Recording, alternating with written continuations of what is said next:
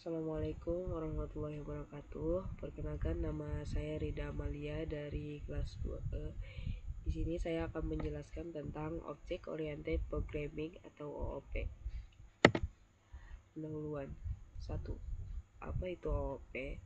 Jadi OOP adalah paradigma pemrograman yang berfokus pada objek di mana kode diorganisir berdasarkan entitas dunia nyata. Digunakan dalam berbagai bahasa pemrograman modern seperti Java, Python, C++, dan lain-lain. Menggunakan prinsip utama seperti enkapsulasi, pewarisan, polimorfisme, dan abstraksi. Membantu meningkatkan efisiensi dan struktur program dengan memisahkan data dan fungsionalitas ke dalam unit yang lebih kecil. Selanjutnya, mengapa sih OOP itu penting? Jadi OOP itu penting karena menyediakan cara pemrograman yang lebih terstruktur dan modular, memudahkan pengembangan perangkat lunak yang kompleks dan scalable. Yang terakhir, memungkinkan penggunaan kembali kode yang sudah ada, menghemat waktu dan sumber daya. Selanjutnya, konsep dasar OOP yaitu ada objek representasi dari dunia nyata dalam kode yang memiliki atribut atau data, dan metode atau fungsi. Yang kedua, kelas, cetak biru atau template untuk membuat objek. Yang ketiga, properti dan metode. Di dalam properti dan metode ini ada dua: properti, variabel yang dimiliki oleh objek. Yang kedua, metode, fungsi yang bisa digunakan oleh objek untuk melakukan aksi. Yang selanjutnya, perbandingan dengan programan prosedural. Yang pertama, pemrograman prosedural menggunakan fungsi untuk mengelola data secara terpisah. OOP menggabungkan data fungsionalitas ke dalam satu kesatuan atau objek, meningkatkan modularitas dan efisiensi kode. Yang selanjutnya, prinsip OOP atau encapsulation. Yang pertama, definisi, menyembunyikan data internal sesuatu objek dan hanya mengekspos bagian yang diperlukan. Yang kedua, keuntungan. Di dalam keuntungan itu ada 3, yaitu mencegah perubahan langsung pada data sensitif. Yang kedua, meningkatkan keamanan kode. Yang ketiga, mempermudah pemeliharaan dan debugging. Selanjutnya, penerapan dalam berbagai bahasa, yaitu ada 3. Yang pertama, Python menggunakan underscores seperti yang ada di dalam tanda kurung ini. Ada 2 untuk atribut privat. Yang kedua, Java menggunakan modifier private, public, protected. Yang ketiga, C++ memanfaatkan konsep privat dan protected. Yang ketiga, implementasi dalam Python. Yang di sini ada contohnya, yaitu kelas mobil -2 dep underscore init underscore dalam kurung buka kurung self merek tahun tutup kurung, setelah itu -2 self strip merek, setelah itu sama dengan merek private atribut self tahun sama dengan tahun dep get underscore merek buka kurung self tutup kurung -2 return self strip merek. Di sini atribut yang bertanda strip merek bersifat privat dan hanya bisa diakses melalui metode get atau strip merek. Selanjutnya, prinsip OOP inheritance. Yang pertama, definisi, pewarisan sifat dari satu kelas ke kelas lain memungkinkan kode lebih modular dan reusable. Kedua, jenis inheritance ada 3, yaitu single inheritance, pewarisan dari satu kelas induk ke satu kelas anak. Yang kedua, multiple inheritance, kelas anak mewarisi lebih dari satu kelas induk. Yang ketiga, multi-level inheritance, pewarisan secara bertingkat A, B, dan C.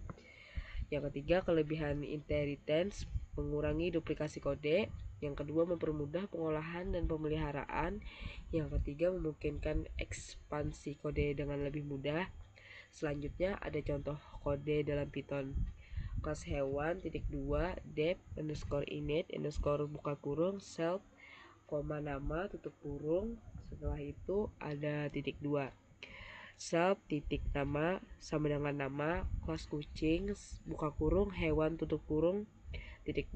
Dep suara buka kurung self, setelah itu tutup kurung, setelah itu (2). Dep suara buka kurung self, setelah itu tutup kurung, setelah itu (2). Return kutip peong, setelah itu tutup pakai tanda kutip lagi. Setelah itu kelas kucing mewarisi properti dari hewan sehingga menggunakan atribut nama. Selanjutnya ada prinsip OOP, polymorphism. Definisi kemampuan objek untuk memiliki banyak bentuk dengan metode yang memiliki nama yang sama tetapi implementasi berbeda. Yang kedua, ada keuntungan meningkatkan fleksibilitas kode.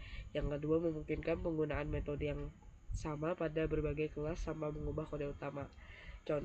Contohnya ada kode dalam Python, kelas burung, (2), dep bersuara, buka kurung self, tutup kurung, (2), return, setelah itu tanda kutip, cuit, tutup tanda petik lagi, tutup tanda petik, kelas anjing, (2), dep bersuara, buka kurung self, setelah itu tutup kurung, setelah itu (2), return guguk dalam tanda petik. Di sini baik burung maupun anjing memiliki metode bersuara tetapi implementasinya berbeda. Polymorphism dalam overriding dan overloading. Metode overloading mendefinisikan kembali metode di kelas anak. Yang kedua, metode overloading mendukung metode dengan parameter yang berbeda. Prinsip OOP abstraction. Yang pertama, definisi, menyembunyikan detail implementasi dan hanya menampilkan fitur yang penting. Yaitu ada keuntungannya. Keuntungannya tuh ada 2, mengurangi kompleksitas kode. Yang kedua, memisahkan logika implementasi dan penggunaan. Yang ketiga, implementasi dalam Python menggunakan ABC abstract base class. Yaitu ada contohnya di sini saya mengambil from ABC import ABC abstract method kelas hewan buka kurung ABC tutup kurung (2). Setelah itu add abstract method, setelah itu dep bersuara buka kurung self tutup kurung (2). Kelas hewan tidak bisa diinstansiasi langsung karena memiliki metode abstrak bersuara. Setelah itu ada kelebihan OOP. Kelebihan OOP itu ada 5, yaitu yang pertama modular dan mudah dikembangkan. Kode lebih terstruktur dengan pembagian berdasarkan kelas dan objek. Yang kedua, reusability, komponen kode dapat digunakan kembali tanpa menulis ulang. Yang ketiga, skalabilitas lebih baik, memudahkan pengembangan software berskala besar. Yang keempat, mempermudah debugging. Dengan kode yang terorganisir, lebih mudah menemukan dan memperbaiki bug. Yang terakhir, kinerja lebih efisien dengan penggunaan kembali kode. Selanjutnya, contoh implementasi OOP dalam kehidupan nyata. Yang pertama itu ada simulasi kendaraan dalam game. Setiap kendaraan sebagai objek dengan atribut kecepatan, warna, merek, dan metode berjalan berhenti.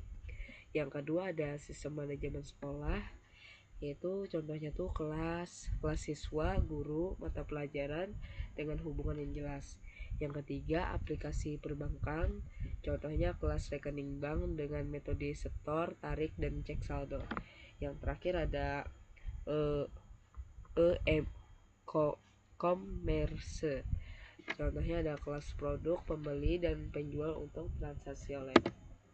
kesimpulan yang saya ambil dari penjelasan saya adalah OOP adalah paradigma pemrograman berbasis objek yang menggunakan konsep kelas dan objek. Yang kedua memiliki 4 prinsip utama, yaitu encapsulation, yang kedua inheritance, yang ketiga polymorphism, dan yang terakhir abstraction. Yang ketiga, banyak digunakan dalam pengembangan aplikasi karena fleksibilitas dan skalabilitasnya. Yang terakhir itu ada dengan memahami dan menguasai OP, pengembang dapat membuat kode yang lebih rapi, efisien, dan mudah dikelola. Mungkin itu saja yang dapat saya jelaskan. Salah hilap mohon maaf. Wassalamualaikum warahmatullahi wabarakatuh.